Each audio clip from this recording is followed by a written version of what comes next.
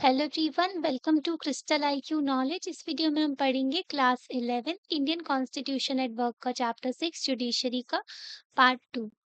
Okay, तो इससे पहले वाले पार्ट में हमने कई सारी चीजें पढ़ी थी, जैसे कि पहले तो इंट्रोडक्शन समझा था और बेसिक जो हमारे सुप्रीम कोर्ट है उनकी पावर्स के बारे में हमने आपको बताया था, है ना। इंडिपेंडेंट जुडिशरी क्या होती है और इंडिपेंडेंस ऑफ जुडिशरी जो किस तरीके से मेंटेन की जाती है, वो सारी चीजें भी हमने बताई थी आपको। कॉन्स्टिट्यूशनल प्रोविजन सारे बताए थे, है ना। फिर अपॉइंटमेंट ऑफ जजेस जो है आर्टिकल, जो सुप्रीम कोर्ट के अपॉइंट जो जजेस आर्टिकल के तहत होता है 124। प्रेसिडेंट ऑफ इंडिया अपॉइंट होते हैं जो सुप्रीम कोर्ट के इसको, ओके। और फिर ही अपॉइंट करते हैं आर्टिकल 217 के अंदर, ओके। तो अपॉइंटमेंट ऑफ जजेस के बारे में सब समझाया था, कोलोजियम सिस्टम के बारे में भी समझाया था कि किस चीज से इवॉल्व हुआ है ना। और जो फिर रिमूवल ऑफ जजेस के बारे में हमने समझा था, है ना। स्पेशल मेजोरिटी के तहत रिमूव किए जाते हैं जजेस जो होते हैं। हाई रिमूवल जो है सेम ही होता है, ठीक है, किस तरीके से उनको रिमूव किया जाता है। जी जी। अभी हमें पढ़ना है स्ट्रक्चर ऑफ द जुडिशरी। जो हमारे इंडियन कॉन्स्टिट्यूशन है ना, हमारा संविधान जो है single integrated judicial system provide करता है हमें। मतलब कि ऊपर आते हैं सुप्रीम कोर्ट, फिर उसके नीचे आते हैं हाई कोर्ट, फिर आते हैं कौन से सबऑर्डिनेट कोर्ट्स, ओके। तो अगर देखें दूसरी फेडरल कंट्रीज होती हैं वर्ल्ड में, तो इंडिया में सेपरेट कोर्ट नहीं है उस तरीके से। तो यूएस एक फेडरल कंट्री, फेडरलिज्म क्या होता है कि जो यूनियन गवर्नमेंट हो गई और स्टेट गवर्नमेंट है, उनके बीच में पावर जो है उसमें डिवाइड कर दिया जाता है ना। तो वैसे ही हमारे यहाँ भी है, यूनियन की पावर अलग दी गई है और स्टेट्स की पावर अलग दी गई है, लोकल गवर्नमेंट की अलग पावर है। तो यही फेडरल सिस्टम होता है ना, जो सेपरेट कर देते हैं पावर वगैरह। उनके बारे में भी बाद में समझेंगे, पर जो जैसे इसमें अलग-अलग पावर दी गई है यूनियन और स्टेट की। जो यूएस में ना, उनके स्टेट के जो हाई कोर्ट होते हैं, उनकी पावर भी जो उनके सुप्रीम कोर्ट के बराबर ही होती है। पर हमारे यहाँ ऐसा नहीं है। हमारे यहाँ जो है सिंगल इंटीग्रेटेड जुडिशियल सिस्टम है। सबसे ऊपर आते हैं सुप्रीम कोर्ट, जो कि हाईएस्ट कोर्ट ऑफ अपील है, ठीक है। जिनका डिसीजन सुप्रीम कोर्ट जो भी बोलते हैं, बाकी सारे कोर्ट्स जो हमारे देश में हैं, उन सब के ऊपर बाइंडिंग होता है कि उनका डिसीजन माने, ठीक है। हाई कोर्ट आते हैं, उसके नीचे फिर सबऑर्डिनेट कोर्ट आते हैं। तो जुडिशरी जो है ना इंडिया में पिरामिडिकल, जो पिरामिड होता है ना, ऐसा स्ट्रक्चर है। ऊपर सुप्रीम कोर्ट, फिर हाई कोर्ट्स आते हैं। हमारे देश में 25 हाई कोर्ट है ना। तो हर एक स्टेट का अलग हाई कोर्ट होता है, स्टेट जो शेयर भी करते हैं हाई कोर्ट। और यूनियन टेरिटरी में भी कुछ यूनियन टेरिटरी जैसे कि दिल्ली है, उसका खुद का हाई कोर्ट है। जम्मू एंड कश्मीर है, उनका खुद का हाई कोर्ट है। बाकी जो यूटी है वो भी शेयर करती हैं दूसरे हाई कोर्ट के साथ। स्टेट की बात करें तो Punjab and Haryana high court जो है, ठीक है। Punjab and Haryana high court, तो उनका पंजाब का और दोनों एक ही हाई कोर्ट शेयर करते हैं, ठीक है। और वैसे ही ना जो अंडमान एंड निकोबार हो गई, तो ये ना कोलकाता हाई कोर्ट जो है उनके अंदर आ जाते हैं, ये जुरिस्डिक्शन मतलब कि उनके एरिया में आ जाते हैं ये, है ना। तो इस तरीके से जो हाई कोर्ट का भी डिवीजन, ये इस एरिया का केसेस देखेंगे। तो ऊपर आते हैं और फिर उनके नीचे आते हैं हाई कोर्ट और फिर आते हैं डिस्ट्रिक्ट, तो सबऑर्डिनेट कोर्ट्स आते हैं, ठीक है। तो लोअर कोर्ट जो है फंक्शन करते हैं under the superintendence of the high court, मतलब हाई कोर्ट के कहे अनुसार चलते हैं जो लोअर कोर्ट्स हैं।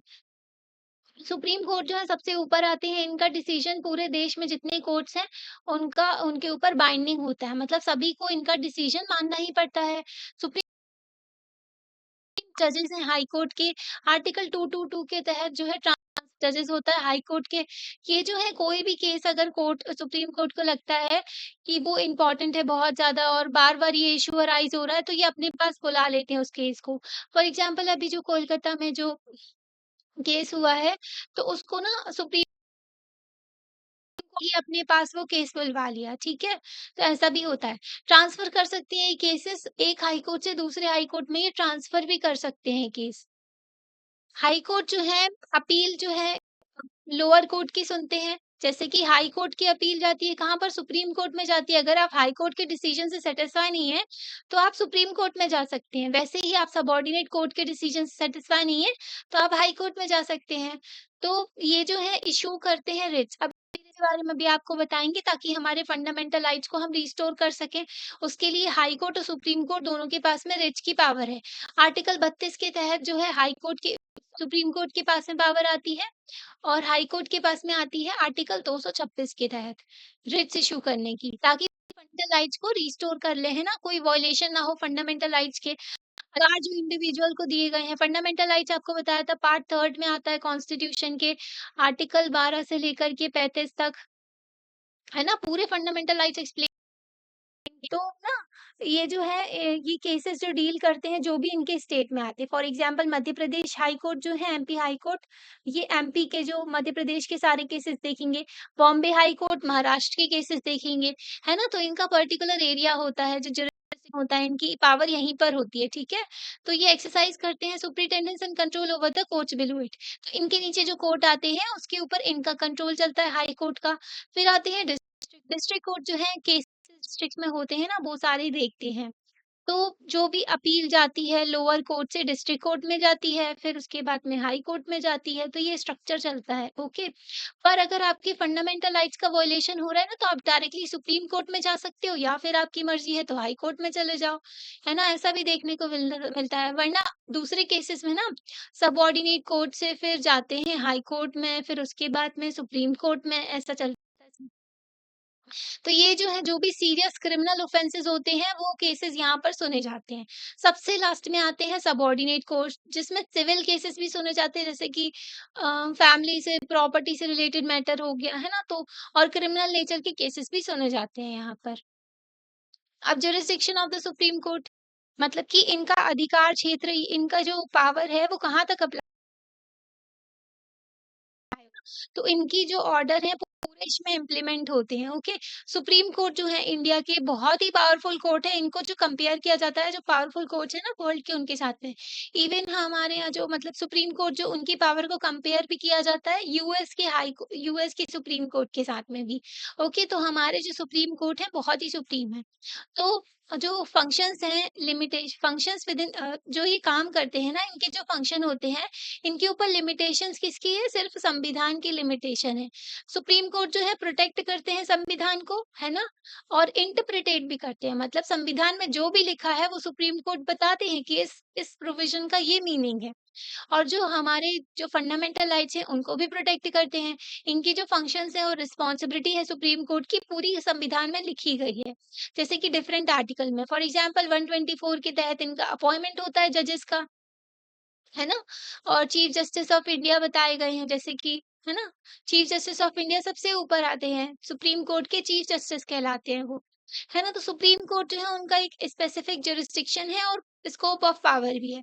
तो इनकी पावर कहाँ-कहाँ चलती है ये बताया गया है। सुप्रीम कोर्ट ऑफ इंडिया जो है, इनका अधिकार क्षेत्र कहाँ से आता है? Original jurisdiction. ये बहुत ही इंपॉर्टेंट है, आर्टिकल 131 के तहत आता है ओरिजिनल जुरिस्डिक्शन। तो इसका मतलब होता है कि इनकी जो है, ये जो है ना, जो भी डिस्प्यूट्स होते हैं यूनियन से रिलेटेड या फिर स्टेट गवर्नमेंट से रिलेटेड, ये डील करते हैं। कभी-कभी क्या होता है, यूनियन गवर्नमेंट और स्टेट गवर्नमेंट के बीच में लड़ाई हो जाती है। फॉर एग्जांपल जैसे यूनियन गवर्नमेंट और स्टेट गवर्नमेंट आपस में लड़ने लगते हैं। जैसे गवर्नर का मुद्दा है, तो गवर्नर की पावर से रिलेटेड जो है, ये क्या हो गया? हाँ, ठीक है। तो ये जो है ना फाइट करने लगते हैं। स्टेट्स के बीच में भी लड़ाई हो जाती है, जैसे कि कावेरी रिवर वाटर डिस्प्यूट है, ठीक है? तो कावेरी जो रिवर है ना साउथ में, तो उसके लिए कौन-कौन लड़ता है उसके पानी के लिए? कर्नाटका, केरला, तमिलनाडु, पौंडीचेरी, ये सब लड़ते हैं उसके पानी के लिए। तो डिस्प्यूट्स आ जाते हैं, तो ये जो है ना फेडरल जो मैटर है उनसे रिलेटेड डिस्प्यूट्स, इसको सिर्फ सुप्रीम कोर्ट ऑफ इंडिया ही देखते हैं और कोई कोर्ट नहीं देख सकता, ठीक है? अपीलेट ज्यूरिसडिक्शन लोअर कोर्ट से जो अपील जाती है किसके पास में? हायर कोर्ट के पास में, फिर सुप्रीम कोर्ट के पास में, है ना? तो ये अपीलेट जुरिसडिक्शन कहलाता है।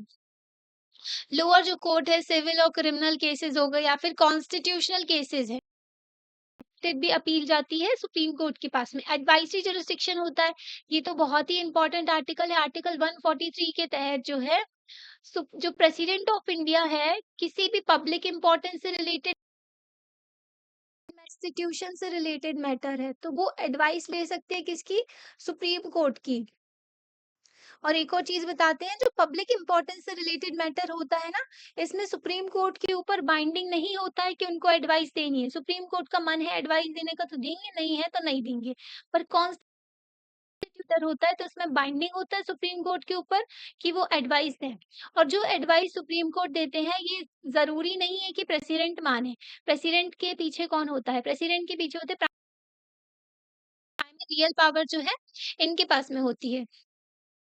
अब आती है रिट जुरिसडिक्शन। तो रिट्स जो है ना की जाती है ताकि ना प्रोटेक्ट कर सके फंडामेंटल राइट्स को। आर्टिकल 32 जो है, ठीक है? तो ये सुप्रीम कोर्ट को पावर देते हैं रिट इश्यू करने की। आर्टिकल 32 प्रोटेक्ट भी करते हैं फंडामेंटल राइट को।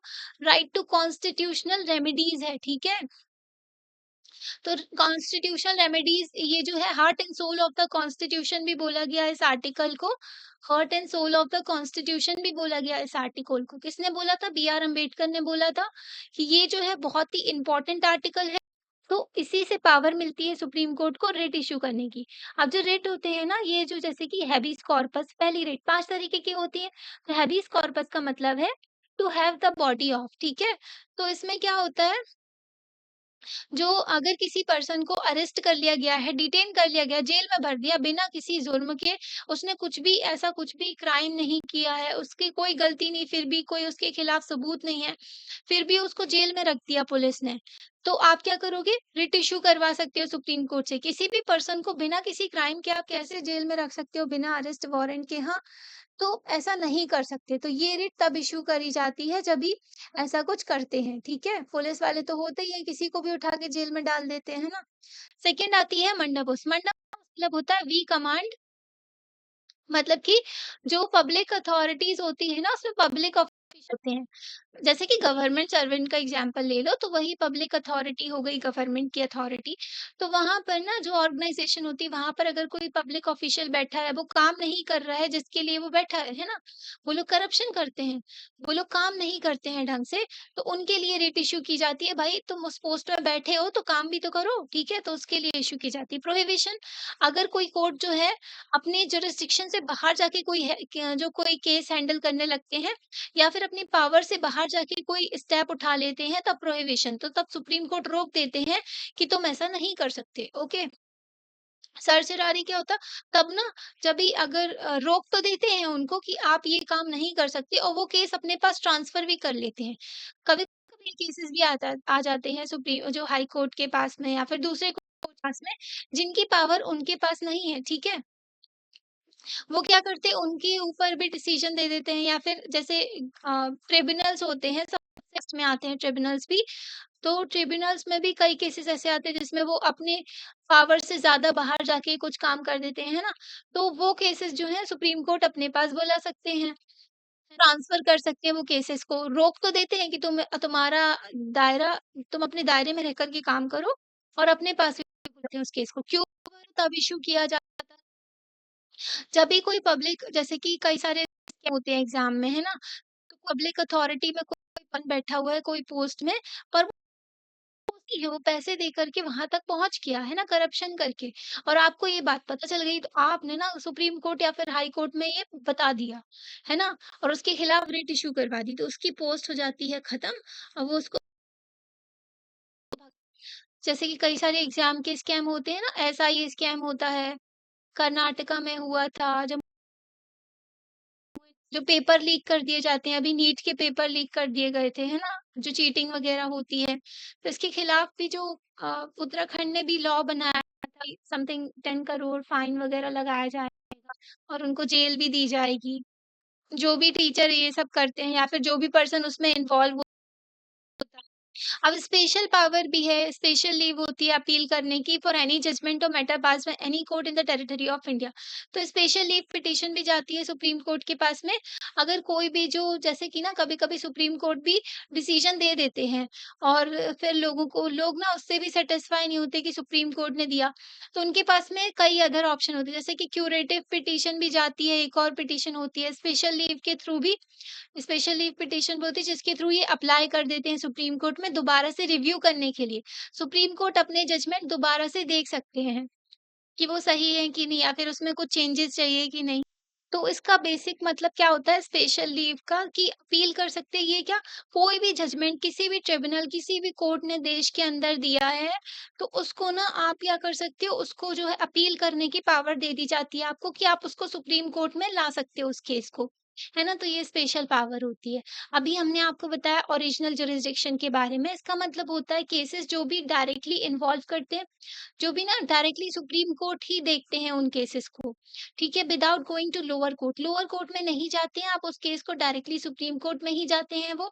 जो डायग्राम में हमने आपको अभी पढ़ाया, जो फेडरल रिलेशन से रिलेटेड होते हैं, जैसे कि स्टेट और स्टेट के बीच में, या फिर यूनियन और स्टेट के बीच में, है ना? तो ओरिजिनल जुरिसडिक्शन सुप्रीम कोर्ट का एस्टैब्लिश करते हैं, umpire in all the disputes regarding federal matters. जैसे कि जीएसटी का डिस्प्यूट रहे हैं और यूनियन गवर्नमेंट भी लड़ रही है, तो पहुंच जाएंगे ये लोग कहाँ पर, सुप्रीम कोर्ट में। फेडरल कंट्री जो है हमारी, ठीक है, तो लीगल डिस्प्यूट्स तो आएंगे ही, है ना? यूनियन और स्टेट्स हैं, लड़ते ही हैं आपस में, तो स्टेट्स भी आपस में लड़ने लगते हैं, तो ये सारे डिस्प्यूट कौन देखता है, सुप्रीम कोर्ट देखता है। पावर है सुप्रीम कोर्ट के पास में कि वो सॉल्व करते हैं इन डिस्प्यूट्स को, ठीक है? और इसी को ओरिजिनल जुरिसडिक्शन कहते हैं, क्योंकि सिर्फ सुप्रीम कोर्ट के पास में ही पावर है इस इन केसेस को डील करने की, ना तो हाई कोर्ट, ठीक है? हाई कोर्ट के पास में भी ये पावर नहीं है, ना ही लोअर कोर्ट है जो डील करते हैं इस केसेस को। मतलब कि फेडरल स्ट्रक्चर से रिलेटेड, फेडरल मैटर से रिलेटेड कोई भी केस है, यूनियन और स्टेट आपस में लड़ रहे हैं या फिर स्टेट्स लड़ रहे हैं, तो वो वाला जो केस है कौन देखेंगे? सिर्फ सुप्रीम कोर्ट ऑफ इंडिया ही देखेंगे। कोई भी हाई कोर्ट नहीं देखता है, ना ही कोई भी कोर्ट देख सकते हैं उसको। तो इससे क्या पता चलता है, सुप्रीम कोर्ट सिर्फ सेटल नहीं करते हैं डिस्प्यूट्स, सुप्रीम कोर्ट इंटरप्रिटेट भी करते हैं powers of the union and state government laid down in the constitution. Union government हो या फिर स्टेट गवर्नमेंट हो, इन सब की पावर दी गई है। Legislative power, law making power दी गई है, इनकी एग्जीक्यूटिव पावर दी गई है, ठीक है? इनकी जो है सारी पावर्स लिखी हुई है संविधान में। For example 7th schedule constitution का लिस्ट बताता है कि यूनियन लिस्ट में ये मैटर्स आते हैं, यूनियन लिस्ट होती है, स्टेट लिस्ट होती है, कॉन्करेंट लिस्ट होती है 7th शेड्यूल में। ओके, तो यूनियन लिस्ट जो है उसमें जो जैसे कि कम्युनिकेशन से रिलेटेड सब्जेक्ट हो गया, या फिर रेलवे हो गया, है ना? या फिर फॉरेन अफेयर्स हो गए, फॉरेन रिलेशन हो गए, तो उन सारे मैटर्स को यूनियन गवर्नमेंट डील करती है। स्टेट हो गए, स्टेट के सब्जेक्ट होते, तो उनके ऊपर स्टेट लॉ बनाता है, जैसे कि एग्रीकल्चर हो गया, एजुकेशन हो गए, पुलिस हो गई, ठीक है, लॉ एंड ऑर्डर हो गए, प्रिज़न हो गया। तो ये सारे केसेस जो मतलब ये वाले जो सब्जेक्ट होते हैं ना, इन पे कानून बनाते हैं स्टेट। कॉन्करेंट लिस्ट में दोनों ही कानून बना सकते हैं, पर अगर यूनियन गवर्नमेंट ने पहले बना दिया है तो उनका प्रिवेल करता है। मतलब यूनियन की ज़्यादा पावर रहती है। कॉन्करेंट लिस्ट में जैसे कि एजुकेशन हो गया, तो एजुकेशन पे दोनों जन कानून बना सकते हैं, स्टेट गवर्नमेंट भी, यूनियन गवर्नमेंट भी। ओके, तो इस तरीके से पावर भी डिवीजन किया गया है यूनियन गवर्नमेंट का और स्टेट गवर्नमेंट का कॉन्स्टिट्यूशन में। तो उस पावर को समझाने का काम कौन करते हैं? सुप्रीम कोर्ट ऑफ इंडिया करते हैं। रेड जुरिसडिक्शन हमने आपको बताया कि फंडामेंटल राइट्स के बारे में हमने पढ़ा था, है ना? तो फंडामेंटल राइट्स हर एक इंडिविजुअल को दिए गए, तो फंडामेंटल राइट्स का अगर हनन होता है, आपके फंडामेंटल राइट्स का वायलेशन हो रहा है, फॉर एग्जांपल आर्टिकल 15 में बोला गया है किसी के साथ भी डिस्क्रिमिनेशन नहीं करना है, जाति के बेसिस पे, रिलीजन के बेसिस पे, या फिर जेंडर के बेसिस पे, या फिर कहीं पर आप पैदा हुए हैं, फॉर एग्जांपल किसी और स्टेट में पैदा हुए हैं, ठीक है, और कहीं और जाकर के रह रहे हैं, तो आपके साथ में कोई भेदभाव नहीं कर सकता है। ओके, हम एक यूनाइटेड कंट्री है, तो किसी के साथ भी भेदभाव नहीं होना चाहिए। तो अगर आपके साथ में ऐसा कोई करता है, तो आप डायरेक्टली सुप्रीम कोर्ट के पास में जा सकते हो कि इन्होंने हमारे फंडामेंटल राइट का वॉयलेशन किया है। डायरेक्टली आप सुप्रीम कोर्ट में जा सकते हो रेमेडी के लिए। रेमेडी आर्टिकल 32 याद रखना, ठीक है? Right to constitutional remedy. Supreme court जो है स्पेशल ऑर्डर पास करते हैं in the form of writ. Writ क्या है? इसके फॉर्म में स्पेशल ऑर्डर पास करते हैं कि आप जो है फंडामेंटल राइट का, किसी का भी फंडामेंटल राइट का हनन नहीं कर सकते। ठीक है? स्पेशल ऑर्डर पास करते हैं। हाई कोर्ट जो है इनके पास भी रिट इश्यू करने की पावर है। तो बट पर्सन जो है जिनकी राइट्स का वॉयलेशन होता है, वो चूज़ कर सकते हैं कि या तो उनको हाई कोर्ट में जाना है या फिर वो सुप्रीम कोर्ट में जाना है। ये तो आपके ऊपर है ना कि आप अपने हाई कोर्ट में ज़्यादा भरोसा करते हो, आप हाई कोर्ट से खुश हो, या फिर आपको सुप्रीम कोर्ट में ही जाना है फंडामेंटल राइट का अगर वॉयलेशन हो रहा है तो। है ना? तो इस रिट्स के थ्रू, स्पेशल ऑर्डर के थ्रू क्या करते हैं, कोर्ट जो है ऑर्डर देते हैं एग्जीक्यूटिव को कि एक्ट करे, काम करे या ना करे, ठीक है? मतलब कि जो गवर्नमेंट है वो भी फंडामेंटल राइट का वॉयलेशन नहीं कर सकती। गवर्नमेंट अगर ऐसा कुछ करती है तो फिर मतलब कि सुप्रीम कोर्ट है या फिर हाई कोर्ट है, ये लोग क्या करते हैं, ऑर्डर देते हैं गवर्नमेंट को कि आपको इस दिशा में काम करना चाहिए। फॉर एग्जाम्पल हमारे यहाँ 2014 में केस आया था हमारे देश में NALSA versus Union of India का National Legal Service Authority versus Union of India का केस था। ठीक है, तो इसमें ना डिक्लेयर किया कि जो ट्रांसजेंडर होते हैं ना वो थर्ड जेंडर है हमारे देश में, वो भी इंसान है, उनको भी बराबर से हक से रहने का अधिकार है, वो भी हमारे देश के सिटीजन है ना। तो पर ना जो गवर्नमेंट की पॉलिसीज़ हैं वो इनको इंक्लूड ही नहीं कर रहे थे इनको, ठीक है? हर एक सेक्शन ऑफ द सोसाइटी को इंक्लूड करके चलना पड़ता है, सभी को साथ में लेकर के चलना पड़ता है ना? तो सुप्रीम कोर्ट जो केरला हाई कोर्ट थे ना, केरला हाई कोर्ट ने बोला कि एनसीसी एक्ट को अमेंड करो, ताकि उसमें जो है ट्रांसजेंडर वगैरह को इंक्लूड किया जाए। अभी रिसेंटली ऑर्डर दिया सुप्रीम कोर्ट ने कि इनको जो है राशन कार्ड की भी डिमांड की गई, ठीक है? राशन कार्ड दिया जाए, इनको जो है बैंक में जो है सारी फैसिलिटी मिले, है ना? तो ये भी होता है, ऑर्डर भी देते हैं कोर्ट की जो एग्जीक्यूटिव एक्ट करे और ना करे उस दायरे में एक्ट, तो वो भी होता है। अपीलेट जुरिसडिक्शन हमने आपको बताया, सुप्रीम कोर्ट जो हाईएस्ट कोर्ट ऑफ अपील है, ठीक है? तो कोई भी पर्सन जो है अपील कर सकता है सुप्रीम कोर्ट में, अगर उन वो जो है डिसीजन जो हाई कोर्ट के डिसीजन से सैटिस्फाई नहीं है। हाई कोर्ट जो है सर्टिफाई भी करते हैं केस फिट फॉर अपील है कि नहीं, ठीक है? अगर कोई सीरियस मैटर होता है जैसे कि इंटरप्रिटेशन ऑफ लॉ, कानून में कुछ लिखा है उसको समझाने का मैटर होता है या फिर संविधान को समझाने का मैटर होता है, तो उसको भेजा जाता है सुप्रीम कोर्ट के पास में। अगर कोई क्रिमिनल केसेस है, लोअर कोर्ट से जो है सेंटेंस किया गया पर्सन को डेथ, मतलब कि जो सबसे लोअर कोर्ट है ना, तो उन्होंने क्या किया, उन्होंने डिसीजन दिया कि इस पर्सन को डेथ पेनाल्टी मिलेगी, इसको फांसी की सजा सुनाई जाएगी। तो ये अपील कर सकता है हाई कोर्ट में या फिर सुप्रीम कोर्ट में। ठीक है? पर्सन को हाई कोर्ट ने भी वही सज़ा दे दी, तो वो जाता है सुप्रीम कोर्ट के पास में। फिर जो डेथ पेनल्टी होती है ना, उसमें लास्ट जो ऑप्शन होता है क्या, कि आप प्रेसिडेंट से माफ़ी माँगो। प्रेसिडेंट से माफ़ी माँगी जाती है, पार्डन की पावर होती है प्रेसिडेंट के पास में कि वो माफ़ कर सकते हैं। पर अगर प्रेसिडेंट भी माफ़ नहीं करते, फिर उसको टाँग दिया जाता है फांसी पे, ठीक है? तो सुप्रीम कोर्ट जो है होल्ड करते हैं पावर कि वो डिसाइड करते हैं कि मतलब सुप्रीम कोर्ट भी डिसाइड कर सकते हैं कि उनको ये अपील लेनी है कि नहीं। अगर अपील जो है मतलब अपील जो है हाई कोर्ट ने भले ही अलाउ ना की हो, फिर भी सुप्रीम कोर्ट है उस अपील को ले भी सकते हैं और नहीं भी ले सकते हैं, वो सुप्रीम कोर्ट के ऊपर होता है। सुप्रीम कोर्ट की एक गरिमा भी है ना, लोग उसकी उनकी रिस्पेक्ट भी करते हैं। वो जानते हैं कि सुप्रीम कोर्ट जो है वो न्याय ज़रूर देंगे, है ना?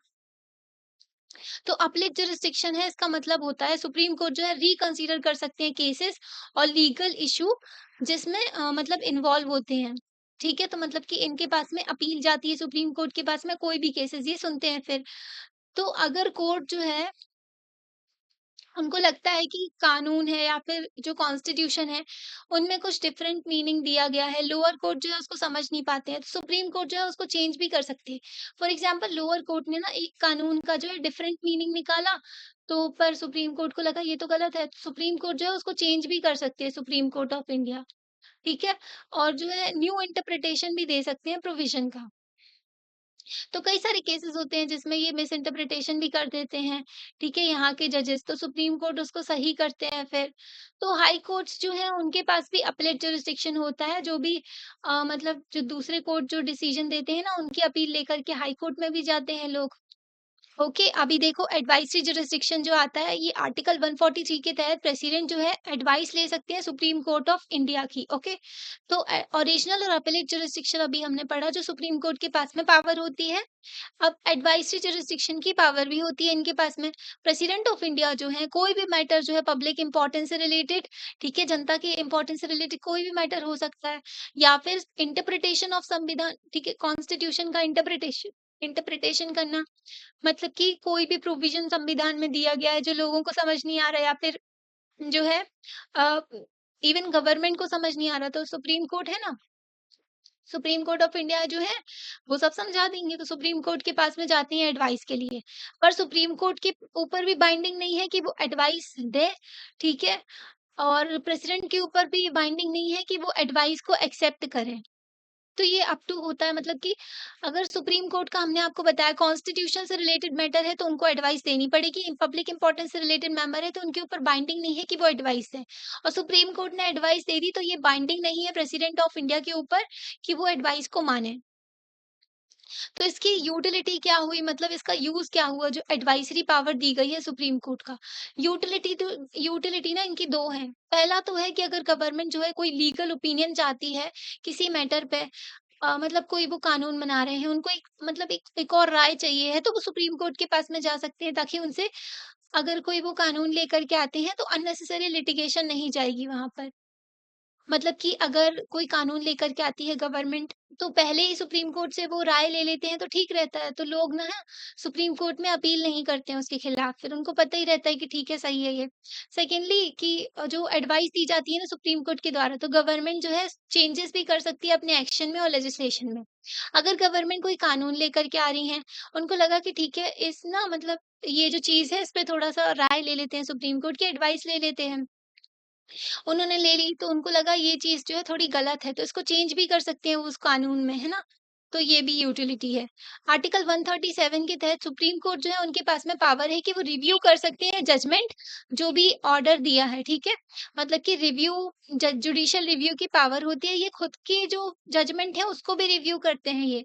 मतलब कि इन्होंने ना 1950s में कोई जजमेंट दिया या फिर और पहले या फिर और बाद में जो फॉर एग्जाम्पल 1950 में तो हमारा सुप्रीम कोर्ट आया ही था। तो 1973 में या फिर कोई भी जजमेंट दिया है तो उसको वो रिव्यू भी कर सकते हैं। आज के टाइम पे अगर दोबारा से किसी ने उसके लिए अपील कर दी तो। आर्टिकल 144 के तहत आता है कि जो अथॉरिटीज़ हैं और सिविल जुडिशियल जो सारी अथॉरिटीज़ है ना देश में, हमारे देश में, तो उनको किसके अकॉर्डिंगली काम करना होता है? सुप्रीम कोर्ट के अकॉर्डिंगली काम करना होता है। ठीक है? तो जो अभी हमने आर्टिकल्स पढ़े दोनों, है ना? 137 और 144 आर्टिकल्स हमने पढ़ा, तो इससे हमें पता चलता है यूनिफाइड नेचर हमारी जुडिशरी का, है ना? सिंगल इंटीग्रेटेड जुडिशरी है। सुप्रीम कोर्ट ऑफ इंडिया के डिसीजन सारे कोर्ट्स के ऊपर बाइंडिंग होते हैं, है ना? जो भी डिसीजन जो है सुप्रीम कोर्ट देते हैं, सबके ऊपर बाइंड होता है, सारे कोर्ट्स हैं। ऑर्डर जो भी पास करते हैं, तो एन्फोर्सेबल है through the length and breadth of the country. तो नॉर्थ से लेकर के साउथ, ठीक है? सारे स्टेट, सारी यूनियन टेरिटरी और ईस्ट से लेकर के वेस्ट तक सभी लोगों के ऊपर इम्प्लीमेंट होते हैं हमारे जो सुप्रीम कोर्ट के डिसीजन होता है। सुप्रीम कोर्ट जो है खुद के डिसीजन से बाइंड नहीं है, मतलब कि ये जो है किसी भी टाइम अपने डिसीजन को दोबारा से रिव्यू कर सकते हैं। अगर सुप्रीम कोर्ट ने आज कोई बात बोली तो ये आगे जाकर के इस बात को चेंज भी कर सकते हैं, ठीक है? इनके ऊपर बाइंडिंग नहीं है कि सुप्रीम कोर्ट ने जो बोला है उनको वही मानना पड़ेगा, ठीक है? जो बोल दिया उन्होंने पत्थर की लकीर है वो मानना ही पड़ेगा। ऐसा कुछ नहीं होता है, सुप्रीम कोर्ट जो है अपने डिसीजन बदल भी सकते हैं बाद में। अगर उनको लगता है कि ये जो है इसमें थोड़ी कमी रह गई है तो वो उसको चेंज भी कर सकते हैं। तो ना कई सारे केसेस जो हैं कंटेम्प्ट ऑफ कोर्ट का भी पावर होती है सुप्रीम कोर्ट के पास में, हाई कोर्ट के पास में भी पावर होती है कि जो ना इसको भी सुप्रीम कोर्ट खुद ही देखते हैं। कंटेम्प्ट ऑफ कोर्ट क्या, कि जो कोई अगर सुप्रीम कोर्ट की अवहेलना करता है, किसी को जो है ऑर्डर इश्यू किया गया कि आपको प्रेजेंट होना है सुप्रीम कोर्ट में, ठीक है? तो उनको आना ही पड़ेगा। अगर वो नहीं आते उनके खिलाफ फिर एक्शन लिए जाते हैं, उनको पनिशमेंट मिलती है। ओके, फिर जो है डिस्प्यूट, देखो देखो यहाँ पर मैच द फॉलोइंग दिएगा। जो डिस्प्यूट होता है अगर किसी स्टेट के बीच में, बिहार के बीच में हुआ और यूनियन गवर्नमेंट के बीच में हुआ है, तो ये किसके अंदर आता है? ये ओरिजिनल जुरिसडिक्शन के अंदर आता है ना? और इसको सुनेगा कौन? इसको सुनेंगे सुप्रीम कोर्ट। ये जो ओरिजिनल जुरिसडिक्शन के अंदर आता है, फेडरल मैटर से रिलेटेड है, और इसको सुप्रीम कोर्ट ऑफ इंडिया ही सुनेंगे, है ना? अपील जो है डिस्ट्रिक्ट कोर्ट से हरियाणा में जा रही है, ठीक है? तो अपील जो है कहाँ चली गई? डिस्ट्रिक्ट कोर्ट से हरियाणा में गई, ठीक है? तो मतलब कि हाई कोर्ट में जाएगी ये अपील, है ना? फिर सिंगल इंटीग्रेटेड जुडिशियल सिस्टम देखने को मिलता है हमारे यहाँ। तो आप इसको जुडिशियल रिव्यू से कनेक्ट करके दे सकते हो, और मतलब सभी लोगों के ऊपर अप्लाई है ये। सारे जो कानून हैं वो सभी लोग, मतलब सॉरी, जो सुप्रीम कोर्ट के ऑर्डर हैं सभी लोगों के ऊपर अप्लाई होते हैं वो, ठीक है? सारे कोर्ट के ऊपर। अगर किसी लॉ को अनकॉन्स्टिट्यूशनल डिक्लेयर करते हैं, किसी कानून को, तो ये जो है जुडिशियल रिव्यू में भी आप देख सकते हो, किसी कानून को वो अनकॉन्स्टिट्यूशनल डिक्लेयर करते हैं, ठीक है? और जो है ये पावर जो होती है सुप्रीम कोर्ट के पास में कि उनको लगता है किसी कानून, कोई कानून है, तो वो जो है अकॉर्डिंग टू कॉन्स्टिट्यूशन नहीं है तो उसको वो नल एंड वॉइड कर सकते हैं, ठीक है? अब जुडिशियल एक्टिविज्म, तो आपने ना सुना होगा, जुडिशियल एक्टिविज्म सुनने को मिला होगा, पब्लिक इंटरेस्ट लिटिगेशन, पीआईएल तो आपने सुना ही होगा, न्यूज़पेपर में भी आ जाता है कि पीआईएल डाली गई थी। तो ये जो पीआईएल होती है ये क्या है? दोनों टर्म जो है डिस्कशन में रहते हैं। जुडिशरी का नाम आता है तो ये तो आता ही है। कभी-कभी ना जुडिशरी अपने दायरे से बाहर जाके काम करने लगती है। एग्ज़ीक्यूटिव और लेजिस्लेचर का काम भी यही कर देते हैं। और आपको ये भी बताते हैं कि हमारे संविधान बनाने वाले कॉन्स्टिट्यूशन मेकर्स जो हैं इन्होंने आर्टिकल 142 के तहत कंप्लीट जस्टिस प्रोवाइड करने के लिए पावर दी गई है सुप्रीम कोर्ट को, ठीक है?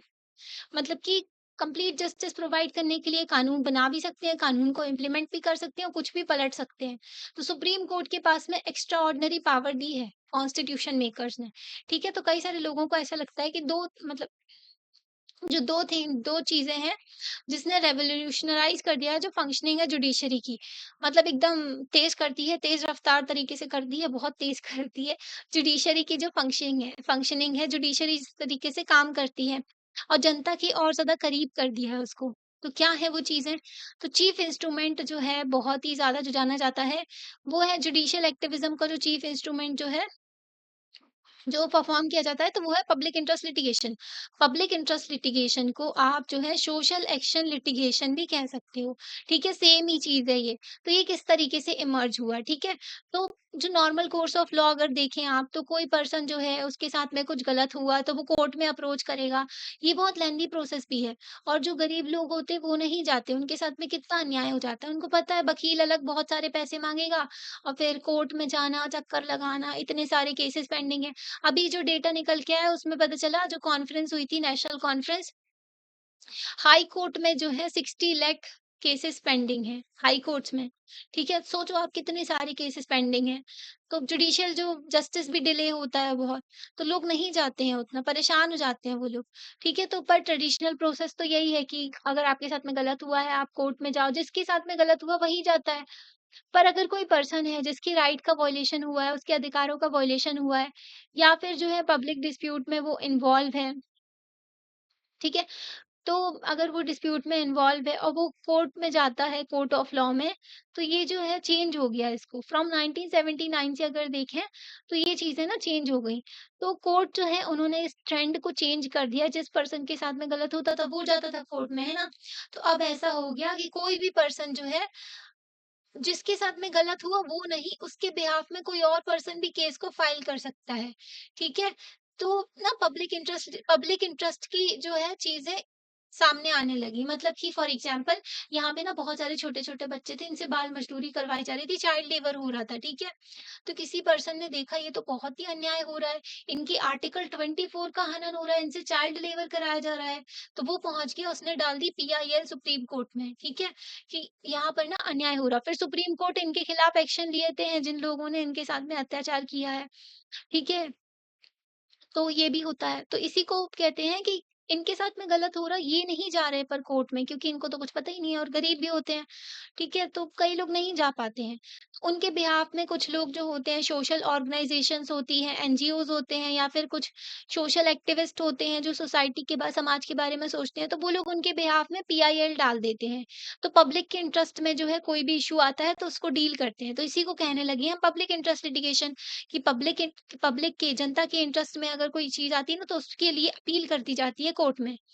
तो सुप्रीम कोर्ट जो है इन केसेस को देखने लगी for example right of prisoners जो हैं जेल में जो बंद हैं, तो ना आप बोलोगे कि कैदी तो हैं, उन्होंने क्राइम किया होगा इसलिए बंद है। मैक्सिमम जो प्रिजनर्स हैं ना वो अंडर ट्रायल है। NCRB national crime record bureau का डेटा आता है तो ना वो बताते हैं कि मतलब मैक्सिमम जो पीपल है ना जेल में बंद है वो अंडर ट्रायल से मतलब कि उनका गुनाह जो है प्रूफ भी नहीं हुआ है।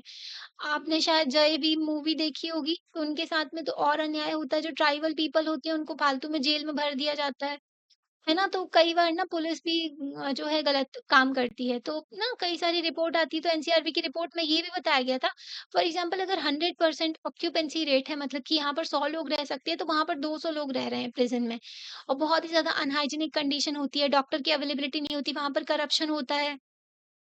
ओके, छोटे-छोटे गुनहगार जो है बड़े-बड़े जो कैदी जो हैं बहुत ही ना मतलब क्रिमिनल्स के साथ में रह रहे हैं, तो सोचो फिर क्या ही सिस्टम होगा। जेल में उनको रिफ़ॉर्म करना है, उनका सुधार करना है, ना कि उनको जो है और भी ज़्यादा बड़ा क्रिमिनल बनाना है, ठीक है? तो ये केसेस देखने को मिलते हैं। तो इससे क्या हुआ, दरवाजे खुल गए उन केसेस के लिए जिसमें जो है पब्लिक स्पिरिटेड सिटीजन्स हैं, या फिर जो वॉलंटरी ऑर्गेनाइजेशन है, जुडिशियल इंटरवेंशन होने लगा उससे, ताकि जो जनता के राइट्स को प्रोटेक्ट किया जाए और जनता की जो लाइफ है, जो गरीब लोग हैं उनकी कंडीशन अच्छी हो सके, ठीक है, और प्रोटेक्ट कर सके एनवायरमेंट का। कभी कभी क्या होता कि जैसे कि उत्तराखंड में ना, जो उत्तराखंड यूके है हमारा, तो उसमें ना जिम कॉर्बेट नेशनल पार्क है। तो जिम कॉर्बेट नेशनल पार्क में ना, वहाँ पर 5,000 ट्री काट दिए गए थे, ताकि जो है टाइगर सफारी बना सके, जंगल सफारी, मतलब कि रास्ते बनाने के लिए, ताकि जो है जीप वगैरह लेकर के घुमा सके लोगों को, टूरिस्ट को। ओके, तो इतने सारे पेड़ काट दिए गए, और फिर जो है पीआईएल डाली गई, फिर जो है कोर्ट में डाली गई पीआईएल, कि इन्होंने क्या किया, एनवायरनमेंट का जो है, देखो इतने सारे पेड़ काट दिए, वैसे ही पेड़ है नहीं और तुम लगाते हो नहीं हो, काटते जा रहे हो, फिर क्या ही होगा देश का हाल, हाँ? तो ऐसे इश्यूज़ जो है ना, इनको पीआईएल के थ्रू डील किया जाता है। तो कई सारे इश्यूज़ होते हैं इंटरेस्ट में पब्लिक के, तो उनको जो है अपील कर दी जाती है, पीआईएल कहते हैं, उसको सुप्रीम कोर्ट में डाल सकते हैं। पीआईएल जो है मोस्ट इम्पोर्टेंट व्हीकल बन गया जुडिशियल एक्टिविज़्म का। इसमें जुडिशरी एकदम एक्टिव होके काम करने लगी। जुडिशियल एक्टिविज़्म तब हो रहा है जब जनता की राइट्स की प्रोटेक्ट करने की बात आ रही है। ओके, जब उनके राइट्स का वायलेशन हो रहा है, जुडिशरी जो है इंस्टीट्यूशन जो है, ट्रेडिशनली जो ये क्या थे, इसमें कन्फाइंड थे, बस इसमें ना इनका काम क्या था कि केसेस आ रहे थे, उनको सुनते थे। पर इन्होंने ना ऐसे केसेस भी सुनने शुरू कर दिए जिसमें जो मतलब न्यूज़पेपर में अगर कोई रिपोर्ट आ रही है, इन्होंने देखा कि वहाँ पर अत्याचार हो रहा है, तो ये जो है स्यू मोटो एक्शन लेते, खुद से वहाँ पर एक्शन ले लेते हैं ये। पोस्टल कंप्लेंट, इनके पास में अगर कोई लेटर पहुँच जाता है कि यहाँ-यहाँ पर अन्याय हो रहा है, तो उसके खिलाफ भी ये एक्शन लेते हैं। ठीक है? तो इस इन केसेस को भी वो डील करने लगी है। पहले क्या होता था, ट्रेडिशनल लॉयर जा रहा है और फिर वो जो सारी दलीलें प्रस्तुत कर रहा है, फिर वो उस केस को देखते थे सुप्रीम कोर्ट में। अब जो है इन सारी चीज़ों को भी देखने को लगे, ठीक है? तो जुडिशियल एक्टिविज़्म जो है बहुत ही ज़्यादा पॉपुलर हो गया, और जुडिशरी का रोल भी बहुत ज़्यादा पॉपुलर हो गया। इससे क्या हुआ, हमें जुडिशरी का रोल और ज़्यादा पता चलने लगा। पीआईएल जो है इसकी भी लंबी कहानी रही है। तो पुष्पा, कपिला, हिंगू रानी जो हैं, तो उनको जो बोला जाता है mother of PIL. Pushpa, Kapila, Hingorani, तो आप इनको सर्च करके भी पढ़ सकते हो इनके बारे में। तो 1979 में ना इनने इन जो ये केस था ना, हुसैन आरा खातून वर्सेस बिहार का केस, यही लेकर के गई थी। तो यहाँ पर क्या हो रहा था कि एक न्यूज़पेपर में रिपोर्ट पब्लिश की गई थी अंडर ट्रायल्स के बारे में, मतलब कि बहुत सारे लोग जेल में भरे हुए थे जिनका गुनाह प्रूफ भी नहीं हुआ था। बहुत सारे जो जेल में प्रिज़नर्स थे, कैदी थे, तो वो बिहार के जेल की बात है। तो उन्होंने ना इतने सारा टाइम अपना जेल में स्पेंड कर दिया है, जितना उनको पनिशमेंट में भी नहीं मिलता। फॉर एग्ज़ाम्पल, अगर इसने कोई क्राइम किया है, उसको पनिशमेंट मिलने वाली थी 7 साल की, तो वो जो है 20 साल काट चुका है जेल में, ठीक है? तो ऐसी सिचुएशन देखने को मिल रही थी। ओके। तो अगर छोटे-छोटे क्राइम के लिए भी उनको अरेस्ट करके भर देती है पुलिस, और फिर वो लोग सालों तक अटके रहते हैं, तो गरीब लोग ही ज़्यादा फँसे रहते हैं। अमीर लोग तो बच के निकल जाते हैं, है ना? तो जो रिपोर्ट जो है, इससे एडवोकेट ने फाइल की पिटीशन, तो इस रिपोर्ट जब ये न्यूज़पेपर में आई, तो वही ये जो पुष्पा कपिला इंगुरानी थी ना, इन्होंने ये जो है पिटीशन फाइल की सुप्रीम कोर्ट में। सुप्रीम कोर्ट ने इस केस को सुना। ये जो है फेमस केस बन गया था पीआईएल का, कि पब्लिक इंटरेस्ट लिटिगेशन यहाँ से फिर शुरू हो गई, ठीक है? तो हुसैन आरा खातून वर्सेस बिहार का केस है ये। 1980 में दिल्ली का केस था ये। सुनील बत्रा वर्सेस दिल्ली एडमिनिस्ट्रेशन का केस था। तो यहाँ पर जो है, जो जेल में कैदी थे ना, तो तिहाड़ जेल में, तो इनके पास में क्या कि इन्होंने ना क्या किया, एक मतलब लेटर लिख के भेजा किसके पास में, जस्टिस कृष्णा अय्यर जो सुप्रीम कोर्ट के थे। उन्होंने बताया कि जो कितना टॉर्चर किया जा रहा है, जो प्रिजनर्स हैं यहाँ पर, ओके, उनका बहुत ज़्यादा टॉर्चर किया जा रहा है। एक तो उनको जेल में भरा गया है, उन्हें पनिशमेंट मिल रही है उनको क्राइम की, और टॉर्चर नहीं कर सकती। इन टॉर्चर की वज़ह से ही लोग जो है मर जाते हैं। कस्टोडियल डेथ आपने सुना होगा। तो मतलब जो कस्टडी में पुलिस की डेथ हो जाती है, और जेल में भी मारा जाता है, तो जेल में भी डेथ हो जाती है लोगों की, ठीक है? तो जज ने ना उस पिटीशन को देखा, फिर कोर्ट ने जो है अ, तो इस लेटर को ना उन्होंने क्या किया, पिटीशन में कन्वर्ट कर दिया, ठीक है? और पिटीशन के तहत इसको देखा। बाद में इन्होंने फिर ऐसे केसेस जो लेटर के थे वो देखे नहीं, ठीक है? छोड़ दिए गए उसको देखना। पर जो है सुनील बत्रा ये केस था, ये भी मतलब आप मान सकते हो पब्लिक इंटरेस्ट लिटिगेशन का केस है ना। तो पीआईएल जो कोर्ट में पीआईएल के थ्रू ही कोर्ट का जो जो आइडिया है वो एक्सपेंड हुआ राइट्स का, है ना। जो अधिकारों का क्लीन एयर जो हो गया, फॉर एग्जांपल आर्टिकल 21 के अंदर राइट टू लाइफ आपको एंजॉय करना है तो आपके पास में क्लीन एयर होना चाहिए, अनपॉल्यूटेड वाटर होना चाहिए, साफ स्वच्छ जल होना चाहिए, डिसेंट स्टैंडर्ड ऑफ लिविंग हो, ठीक है, सारी सोसाइटी में सभी लोग अच्छे से रहें। तो ऐसा लगने लगा इंडिविजुअल्स को कि सोसाइटी जो है उनको जस्टिस पाने के लिए जो है, मतलब कि society must have to right to seek justice wherever such rights are violated. तो फील होने लगा कि जस्टिस मिलने लगा, ठीक है।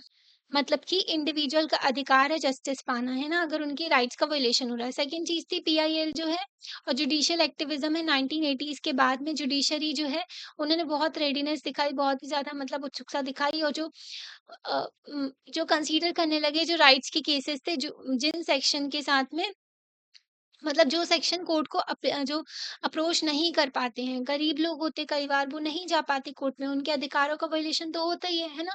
तो जुडिशरी ने अलाउ किया कि public spirited citizen, social organisation जो भी जनता का भला करना चाहते हैं, सोशल ऑर्गनाइज़ेशन हो गई या फिर लॉयर हो गए, वो पिटीशन फाइल कर सकते हैं on behalf of the needy and deprived. तो जिनके साथ में गलत हो रहा है, उनके बिहाफ में आप पिटीशन फाइल कर सकते हो। जुडिशियल एक्टिविज़्म जो है, इसका ना कई बहुत इम्पैक्ट भी हुआ जो पॉलिटिकल सिस्टम में। तो इससे क्या हुआ, डेमोक्रेटाइज़्ड हो गया जो जुडिशियल सिस्टम था।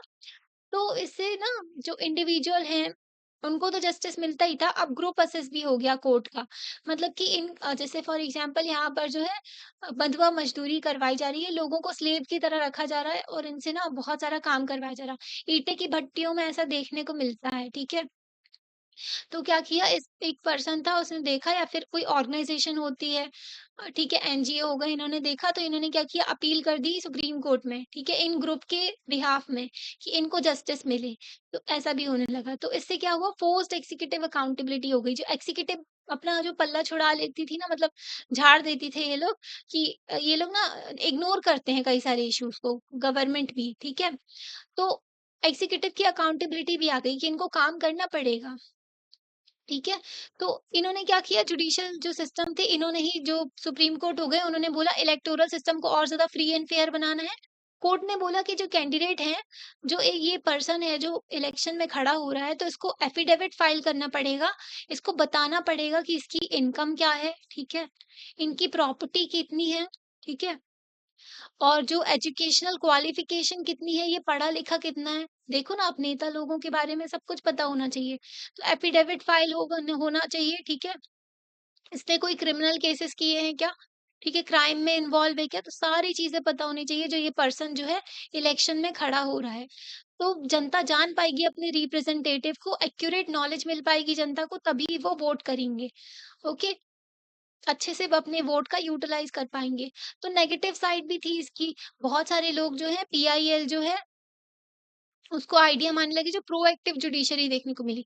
मतलब बहुत ही बाहर जाके ये अपना रोल प्ले करने लगी थी जुडिशरी। पहले तो कोर्ट का बर्डन बढ़ गया, ठीक है? कि उनको और भी केसेस देखने मिल रहे हैं। पहले ही उनके जो केसेस की लॉन्ग लिस्ट पड़ी हुई है, और भी ज़्यादा पास में केसेस आने लगे।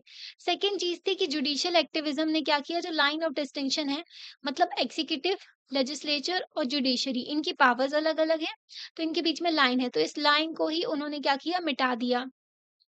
ओके। तो और क्या किया, जुडिशरी ने इनका काम भी करना शुरू कर दिया। फॉर एग्जांपल जो ये ना, जो कोर्ट जो है रिजॉल्व करने लगी डिस्प्यूट्स, जो भी क्वेश्चन में आ रहे थे जो एग्जीक्यूटिव के एरिया के थे, मतलब कि ये एग्जीक्यूटिव का काम करने लगे। फॉर एग्जांपल जो रिड्यूस करना एयर एंड साउंड पोल्यूशन, ये किसका काम है, इन्वेस्टिगेट करना जो केसेस करप्शन से रिलेटेड है। इलेक्टोरल रिफॉर्म लेकर के आना, जो इन्होंने बोला कि इलेक्शन में ऐसा होना चाहिए, ठीक है, जो एफिडेविट वगैरह फाइल करे, ये जो है ये जुडिशरी की ड्यूटी नहीं है एग्जैक्टली। तो ये जो मैटर है ये लेजिस्लेचर को देखने चाहिए थे। पर लेजिस्लेचर जब काम नहीं करती है तो जुडिशरी को ही करना पड़ता है। क्या करें, बताओ, ये जो एमपी एमएलएस बैठे हुए हैं, ये अपने लिए कोई कानून बनाएंगे जो इनके पैर बांधे, है ना। ये लेकर क्या आते, क्या ऐसा कुछ बोलते कि इनको एफिडेविट फाइल करेंगे, ये इनकम बताएंगे, ये क्रिमिनल केसेस बताएंगे। ये लोग ऐसा नहीं करते, तो फिर जुडिशरी को काम करना पड़ता है। तो कुछ लोगों को ऐसा लगने लगा कि जुडिशियल एक्टिविज्म की वजह से जो बैलेंस है ना तीनों ऑर्गन का, एग्जीक्यूटिव, लेजिस्लेचर, जुडिशरी, तो इनका जो है नाजुक होता जा रहा है ये बैलेंस, ठीक है। मतलब जुडिशरी का पल्ला भारी हो रहा था, है ना? तो जो डेमोक्रेटिक गवर्नमेंट है ये बेस्ड है किस पर कि सारे गवर्नमेंट जो है sorry organ of the government है ना, ये रिस्पेक्ट करें एक दूसरे की पावर को और अपने अपने एरिया में काम करें, है ना? जुडिशियल एक्टिविज्म ने ना जो क्या किया डेमोक्रेटिक प्रिंसिपल जो है इसको थोड़ा इन्होंने मिटा दिया। यहाँ पर जो है ये लोग काम करने लगे क्योंकि जुडिशरी ज्यादा एक्टिव हो गई। तो यहाँ पर ना एग्जाम्पल दिया है, आप जो सिटीजन है, आप जज हो, ठीक है? आप जज बन के बैठे हो, आपको डिसीजन देना है। तो यहाँ पर जो सिटीज़न है एक सिटी में, तो ये कोर्ट में जाते हैं कुछ लोग, मतलब आपके पास में जा रही है ये पीआईएल लेके कि सिटी म्युनिसिपल अथॉरिटी जो है उनको रिमूव करना चाहिए स्लम को। स्लम क्या होगा? झुग्गी-झोपड़ी में जो लोग रहते हैं ना बहुत सारे, तो उनको हटाएँ ताकि हमारी सिटी जो है सुंदर हो पाए और बहुत सारी इन्वेस्टमेंट आए, इंफ्रास्ट्रक्चर डेवलप हो सके, ठीक है? मतलब इन्वेस्टमेंट आए, बाहर से इन्वेस्टमेंट हो इसमें, सिटी में। तो इन्होंने क्या किया, यही जो है पब्लिक इंटरेस्ट में है। पर जो है रेसिडेंट जो स्लम में रहने वाले जो झुग्गी-झोपड़ी में लोग रहते हैं, तो वो कहते हैं कि ऐसे कैसे आप जो कर सकते हो, ये तो राइट टू लाइफ का वायलेशन है। आर्टिकल 21 में राइट टू लाइफ दिया गया है, राइट टू शेल्टर दिया गया है 21 में, ओके। तो इसका तो वायलेशन है, तो ये आर्ग्यू कर रहे हैं कि पब्लिक इंटरेस्ट जो है और राइट टू क्लीन सिटी, इन दोनों के बीच में आप क्या चुनोगे, ठीक है? तो जज हो तो आपको ये सॉल्व करना है ये केस, ओके। तो पहले तो ज़रूरी है अगर इनको हटाया जाता है तो इनको प्रॉपर सेटलमेंट दिया जाए, इनके लिए भी रहने की अच्छी प्लेस दी जाए क्योंकि स्लम एरियाज़ में ना ये बहुत ही इनके पास में अनपॉल्यूटेड वाटर होता है, पानी भी ढंग से नहीं आता है इनके पास में। आपने देखा होगा झुग्गी-झोपड़ी में जो लोग रहते हैं ना, तो वो अनहाइजीनिक कंडीशन में रहते हैं, उनकी कई सारी बीमारियाँ भी फैलती हैं, वहाँ पर मच्छर पनपते हैं। ठीक है, तो उनको प्रॉपर सेटलमेंट किया जाए अलग से जगह में, ऐसा ना हो कि उनके सर से उनकी छत छीनी जाए, ठीक है? तो फिर ये भी सही है कि सिटी को भी मतलब ढंग से रखना है, तो दोनों चीज़ों को बैलेंस लेकर के चलना पड़ता है। अब जुडिशरी एंड राइट, ये जो है पार्ट 3 में देखेंगे हम, ओके? तो ये पार्ट 2 कंप्लीट हो गया है, क्योंकि ना लेक्चर बहुत ही बड़ा हो जाएगा, तो फिर मिलते हैं नेक्स्ट क्लास में। आपको कैसा लगता है वीडियो आप लाइक करके बता सकते हो, चैनल को सब्सक्राइब भी कर सकते हो और अपने फ्रेंड्स के साथ में शेयर कर सकते हो, ठीक है? तो फिर मिलते हैं नेक्स्ट पार्ट में। Thank you. ओके, तो फिर लेक्चर देखना हाँ, प्लेलिस्ट में सारे सेव कर दिए हैं।